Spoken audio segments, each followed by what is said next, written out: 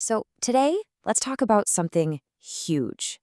We're seeing this profound shift in how we actually interact with AI. We're moving way beyond just getting answers faster. We're stepping into a whole new territory of strategic thinking. And just to be clear, this isn't about a better search engine. Nope, it's about a completely new way to see the world and a new way to think. I mean, really think about it for a second. For the last 20 years, we've been programmed to believe that getting information instantly means we understand it. You know the drill. You type, you click, you scan like 10 different tabs, and then you just move on. But does all that speed actually make us any clearer about what really matters? And, well, this is where we've ended up. We're all feeling it, right? This kind of collective fatigue. We're tired of scrolling, of collecting links, of pretending that just having more information somehow magically leads to better insight. The truth is, we've built a world that's amazing at finding things, but not so great at helping us structure them. All right, so here's our game plan for this explainer. We're going to start with the problem, what we're calling the search engine trap. Then we'll dig into the massive shift from searching for stuff to structuring it. After that, we'll learn a really cool new method called asymmetric questioning. We'll also break down the critical leap from an AI assistant to an agent. And finally, we'll tie it all together and see what this means for gaining a new kind of cognitive edge. Okay, first up, let's talk about the world we all live in. For the last 2 decades, one single paradigm has completely shaped how we think online. And it's built on a foundation that, frankly, favors the popular opinion over the truly groundbreaking one. The old model is basically a search and rescue mission. It's designed to go out and find the most popular, the most authoritative, the most agreed upon answer. It's all about rewarding convergence and consensus. But here's the really interesting part. What gets left behind? What gets filtered out are the weird angles, the weak signals, the disruptive ideas that are hiding out in the margins. And this is where a whole new class of AI tools, which we'll call Comet based on our sources, just blows things up. This isn't an evolution of search, it's more like a mutation in how we think. It demands a totally new way of approaching problems, a whole new cognitive posture from us. This slide just lays it out perfectly. In the old world, you're a spectator. Google throws a maze of links at you, and your job is basically to collect information. But with something like Comet, you become an operator. The AI doesn't just show you pages, it acts on them. It doesn't throw you in the labyrinth, it hands you the map. Your goal isn't just to consume anymore, it's to structure and synthesize. I absolutely love this metaphor. It takes this abstract idea of a structure engine and makes it crystal clear. Just imagine, for a second, building a living mental model where you can tweak hypotheses, connect different arguments, and see how they all relate dynamically, just like you would in a spreadsheet. It's a game changer. So, a new tool needs a new method, right? You can't use this powerful new engine with your old search habits. The sources we're looking at point to our single biggest blind spot: question laziness. We just tend to ask really simple descriptive questions. To unlock the real power here, we have to fundamentally change how we ask. And that new method is called the asymmetric questioning model, or AQM.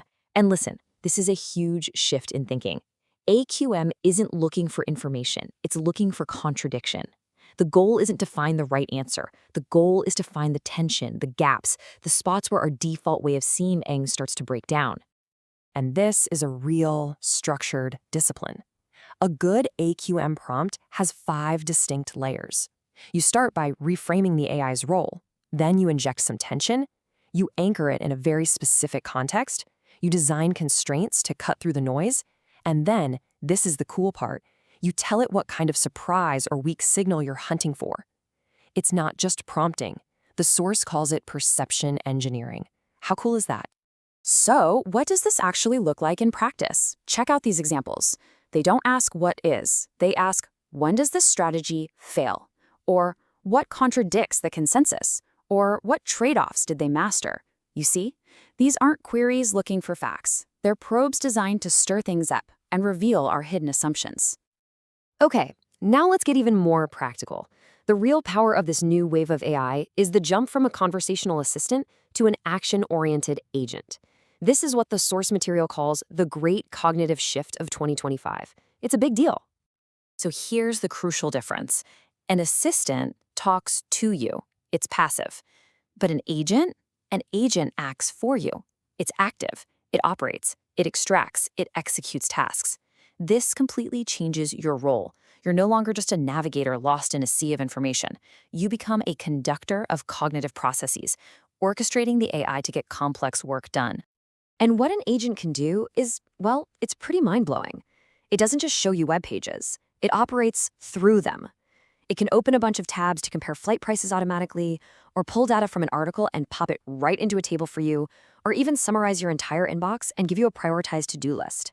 This is automation on a cognitive level. Let's look at a real-world example from the source. This is a full competitive audit of accounting software that was done in under a minute.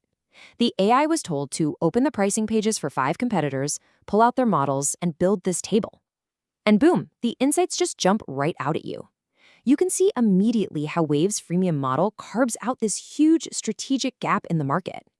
But again, and this is so important, the magic here isn't just the raw speed, it's the structure. The tool forces you to actually define your comparison points before you even start the analysis. It forces discipline. It turns passive monitoring into an active method, and simple observation into strategic decision-making. All right, let's bring this all home in our final section and see how this all adds up to the ultimate prize. The new competitive advantage in a world full of AI isn't about having more information than the next person. It's about having a fundamentally better way of seeing. The source material uses this incredible phrase, an epistemic mirror. These tools don't just work for you, they reveal the very architecture of your own mind. They show you your own reasoning shortcuts. They shine a spotlight on your blind spots. Suddenly, asking the AI a question becomes a form of self-diagnosis. And that brings us to the central idea of this entire explainer. The most valuable skill of this decade is no longer about finding information faster. That game is over.